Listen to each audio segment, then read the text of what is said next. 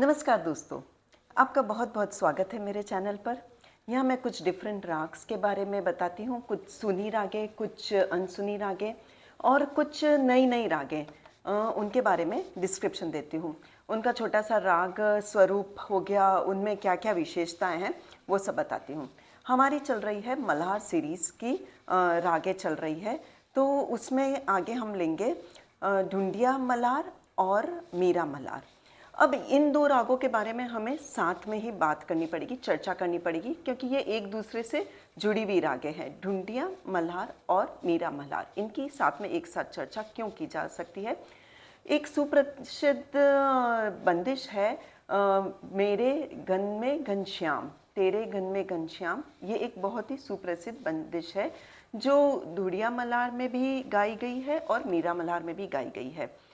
जयपुर के त्रिलोही परंपरा जो है उसमें ये राग ज़्यादातर गाई जाती है। इस राग में ग कोमल है, शुद्ध ग नहीं है, और इस राग में दोनों निषाद का प्रयोग किया गया है, यानी शुद्ध नी भी है और कोमल नी भी प्रयोग किया गया है। मतलब उसका ये इसी तरह से आएगा। मल्हार का स्वरूप है तो नी नी द नी, इस तरह से दोनों इसमें प्रयोग किया गया है।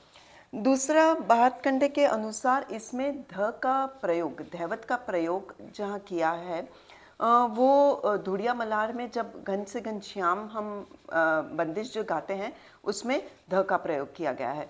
लेकिन जो मीरा मल्हार है उसमें दोनों धैवत का प्रयोग है, यानी उसमें कोमल ध भी है और उसमें शुद्ध ध का भी प्रयोग किया गया है। तो ध हम जनरली प से ध का प्रयोग करेंगे, मीन लेकर प्रयोग करेंगे।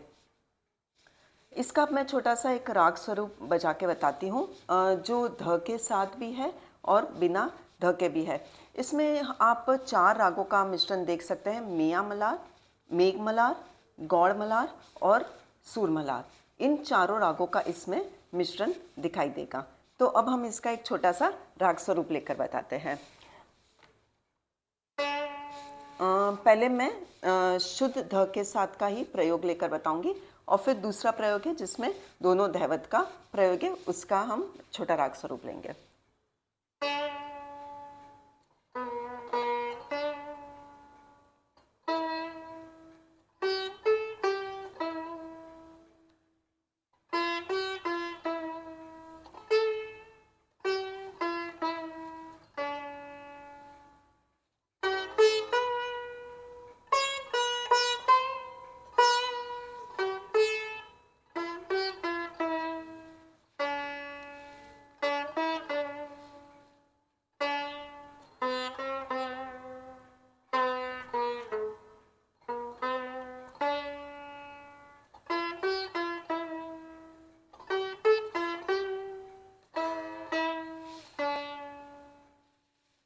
ये तो हुआ हमने शुद्ध ध का प्रयोग लेकर। अब जब हम दोनों धैवत का प्रयोग लेते हैं तो उसमें किस तरह की बंदिश आएगी।